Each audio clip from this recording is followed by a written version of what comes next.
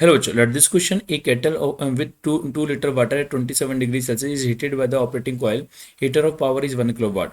The heat is lost atmosphere at a constant at 160 joule per second. And how much time will it water heated to 77 degrees Celsius with the lid open? आइए बेटा हम इस question का solutions करते हैं बेटा। अगर मैंने यहाँ पे इस बीकर के अंदर 2 लीटर वाटर ले लिया बेटा, कितना लीटर वाटर ले लिया? यहाँ पे मैंने 2 लीटर वाटर ले लिया, जिसमें वाटर का जो मास है यहाँ पे 2 लीटर वाटर है। 2 लीटर वाटर मैंने यहाँ पे ले लिया तो मास इज 2 लीटर बेटा। अब मैंने यहाँ पे अगर 2 लीटर वाटर ले लिया है, वाटर मैंने यहाँ पे ले लिया, और इसका जो इनिशियल टेम्परेचर है बेटा, अब इसको गर्म करना है। कब तक गर्म करना है? जो इसका इनिशियल टेम्परेचर यहाँ पे जो T1 टेम्परेचर दिया है वो 27 डिग्री सेल्सियस दिया है, और इसको बेटा मुझे कहाँ तक लेके जाना है? 77 डिग्री सेल्सियस तक लेके जाना है। तो फाइनली टेम्परेचर में कितने का चेंज करना है? टेम्परेचर में 50 डिग्री सेल्सियस का यहाँ पे टेम्परेचर मुझे चेंज करना है, इंक्रीज करना है। तो टेम्परेचर को चेंज करने के लिए 50 डिग्री से इंक्रीज करने के लिए आपको इस वाटर को क्या देनी पड़ेगी? हीट देनी पड़ेगी। तो आप जो इसको हीट सप्लाई करोगे, जैसे इसका टेम्परेचर इंक्रीज होगा, तो हीट सप्लाई का फॉर्मूला क्या होता है? Q बराबर mS डेल्टा T होता है ना। इतनी हीट इसको चाहिए टेम्परेचर को इंक्रीज करने के लिए।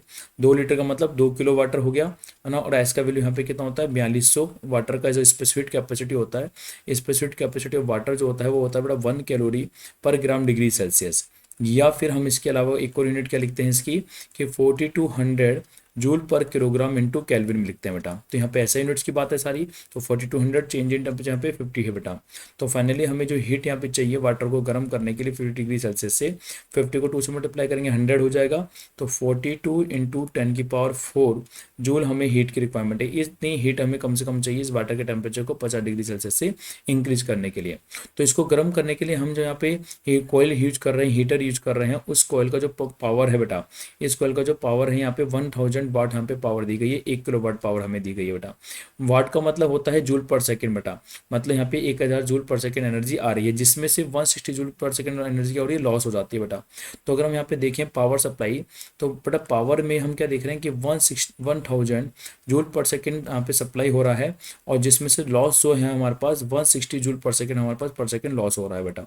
तो फाइनली हमारे पास जो यूजफुल पावर का हमारी है वो 1000 में से 160 को माइनस कर सकते हैं बेटा।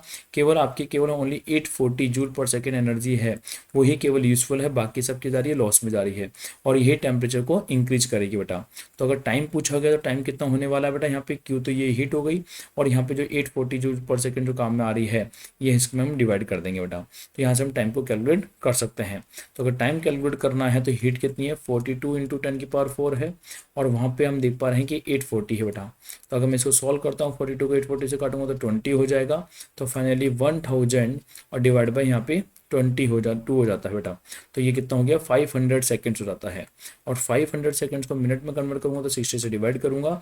तो फाइनली यहाँ पे कितना हो जाएगा? 8 मिनट के समथिंग 8 मिनट हो जाएगा, और यहाँ पे बटा 20 सेकेंड बच जाएंगे। तो 8 मिनट और 20 सेकेंड आपके पास अप्रॉक्सीमेटली बच जाते हैं बेटा। तो फाइनली हमारा जो आंसर है यहाँ पे 8 मिनट 20 सेकेंड्स के आपके पास आंसर हमारा हो जाता है। तो मतलब इस क्वेश्चन का पहला ऑप्शन एकदम यहाँ पे करेक्ट हो जाएगा। ओके बेटा, थैंक यू।